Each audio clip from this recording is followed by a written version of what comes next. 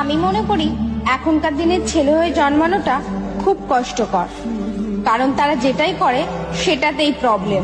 তারা যদি তাদের মাকে বেশি ভালোবাসে তাহলে হয়ে যায় মামাজ বয়, আর যদি বউকে বেশি ভালোবাসে তাহলে হয়ে যায় বউ পাগলা, আর যদি ঘরে বসে থাকে তাহলে হয়ে যায় ঘরপূর্ণ, আর যদি বাইরে গিয়ে বন্ধুদের সাথে আড্ডা মারে তাহলে হয়ে যায় আড্ডাবাজ বাজে ছেলে। এবার দেখো, যদি কম টাকা রোজগার করে তাহলে হয়ে যায় বেরোজগারে, কোনো কমের না। আর যদি বেশি টাকা রোজগার করে, সারাদিন কাজ করে, কাজ নিয়ে ব্যস্ত থাকে, তাহলে হয়ে যায় টাকার পেছনে দৌড়ানো ছেলে, ফ্যামিলিকে একটুও টাইম দেয় না।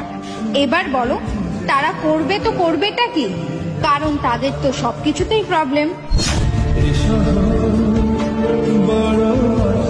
হ্যাঁ দিদি, তুমি কথাটা ঠিক বলেছো।